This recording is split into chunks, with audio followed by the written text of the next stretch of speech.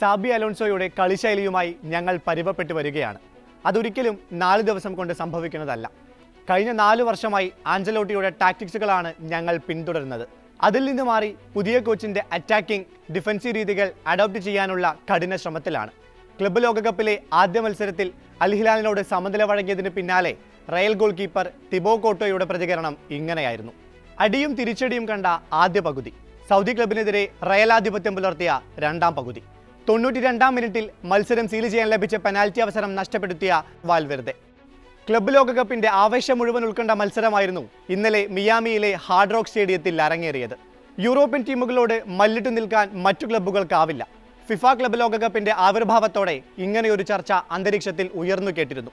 ന്യൂസിലൻഡിലെ Auckland സിറ്റിയെ Bayern Munich 10 ഗോളിന് നാണം കെടുത്തിയതിന് പിന്നാലെ ഈ അഭിപ്രായം കൂടുതൽ ബലപ്പെടുകയും ചെയ്തു.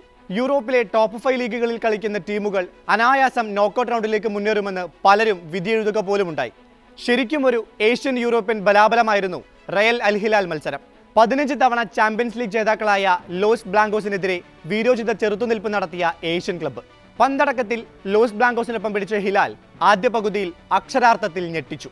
റയലിൽ സാബി അലോൺസോ എങ്കിൽ അൽ ഹിലാലിൽ സിമോൺ ഇൻസാഗിയായിരുന്നു തന്ത്രമോദിയത്. പുതുതായി ചുമതലയേറ്റ ഇരുവർക്കും ടീമിനൊപ്പമുള്ള ആദ്യ പരീക്ഷണം.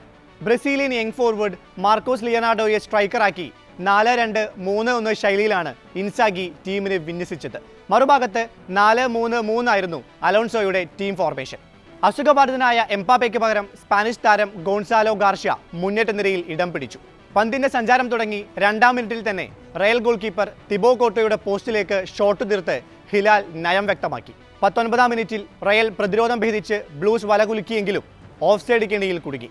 പിന്നീട് ആക്രമണ പ്രത്യാക്രമവുമായി ഇരു ടീമുകളും കളം നിറഞ്ഞ ആദ്യ അരമണിക്കൂർ. 33-ാം മിനിറ്റിൽ മികച്ച പാസിംഗ് ഗെയിമിൽ റയൽ മത്സരത്തിൽ ലീഡെടുത്തു.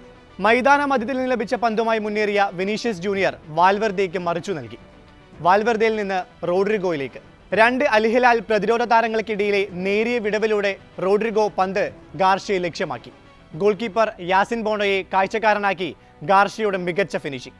ഗോൾ നേടിയതോടെ കോൺഫിഡൻസ് വീണ്ടെടുത്ത സ്പാനിഷ് ക്ലബ്ബ് എതിർ ബോക്സിലേക്ക് നിരന്തരം ഇരമ്പിയെത്തി.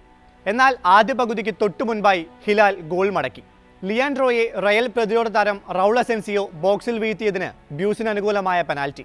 കിക്കെടുത്ത പോർച്ചുഗീസ് മിഡ്ഫീൽഡർ അനായാസം പന്ത് വലയിലാക്കി. ആദ്യ പകുതിയിൽ നിന്ന് വ്യത്യസ്തമായി കൂടുതൽ ആക്രമിച്ചു കളിച്ച റയലിനെയാണ് സെക്കൻഡ് ഹാഫിൽ ആരാധകർ കണ്ടത്. ഡിഫൻഡർ റൗൾ അസെൻസിയോയെ പിൻവലിച്ച് മിഡ്ഫീൽഡർ ആർദ ഗുള്ളറിനെ കളത്തിലേക്ക് ഇറക്കിവിട്ട് നിർണായക മാറ്റം. കളി പുനരാരംഭിച്ച് ആദ്യ മിനിറ്റിൽ തന്നെ കോച്ചിന്റെ തീരുമാനം ശരിയാണെന്ന് തോന്നിപ്പിക്കുന്ന ചില നീക്കങ്ങൾ ലോസ് ബ്ലാങ്കോസിൽ നിന്നുണ്ടായി. വിനീഷ്യസിന്റെ ക്രോസിൽ ഗാർഷ്യയുടെ ഹെഡർ പാടുപെട്ടാണ് ബോണോ തട്ടിയകറ്റിയത്. 65-ാം മിനിറ്റിൽ റോഡ്രിഗോയെ പിൻവലിച്ച് ബ്രഹീം ഡയസും കളത്തിലിറങ്ങി. ഹിലാലിനെതിരെ തുടരെ അറ്റാക്ക് ചെയ്തെങ്കിലും പ്രതിരോധം ഭേദിക്കാൻ റയലിനായില്ല. എംബാപ്പയെ പോലൊരു ക്ലിനിക്കൽ ഫിനിഷറുടെ അഭാവം റയൽ നിരയിൽ പലപ്പോഴും തെളിഞ്ഞു കണ്ടു. ഒടുവിൽ മത്സരം അവസാനിപ്പിക്കാൻ മിനിറ്റുകൾ ബാക്കി നിൽക്കെ മുൻ ചാമ്പ്യന്മാർക്ക് അനുകൂലമായി ക്രൂഷ്യൽ പെനാൽറ്റി. റയൽ താരം ഫ്രാൻ ഗാർഷ്യയെ ബോക്സിനുള്ളിൽ ഹിലാൽ താരം മുഖത്തടിച്ചതാണ് സ്പോട്ട് കിക്കിലേക്ക് നയിച്ചത്. വാർ പരിശോധനയ്ക്ക് ശേഷം റഫറി പെനാൽറ്റി സ്പോട്ടിലേക്ക് വിരൽ ചൂണ്ടി. എന്നാൽ കിക്കെടുത്ത വാൽവെർദേയ്ക്ക് പിഴച്ചു. കൃത്യമായി ഡൈവ് ചെയ്ത യാസിൻ ബോറോ ഹിലാലിന്റെ രക്ഷകനായി. ഒടുവിൽ അന്തിമ വിസിൽ മുഴങ്ങുമ്പോൾ സമനിലയുമായി തൃപ്തിപ്പെടേണ്ടി വന്നു റയലിന്. കാർലോ ആഞ്ചലോട്ടി നേരിട്ട വെല്ലുവിളികൾ അതേപടി റയലിൽ തുടരുന്നു.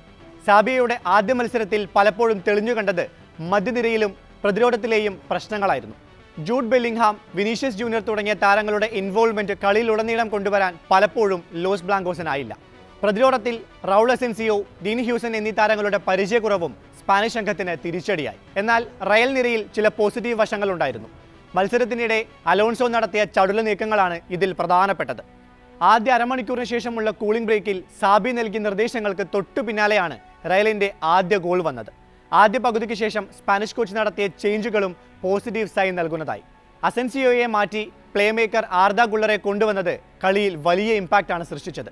ഗുള്ളർ തന്റെ പ്ലാനിലെ പ്രധാനിയാണെന്നുള്ള കൃത്യമായ സൂചന കൂടിയായിരുന്നു അലോൺസോ ഹിലാലിനെതിരായ മത്സരത്തിൽ നൽകിയത്. ഡീൻ ഹ്യൂസിനൊപ്പം ട്രെന്റ് അലക്സാണ്ടർ അർണോൾഡിന്റെയും ആദ്യ മത്സരം.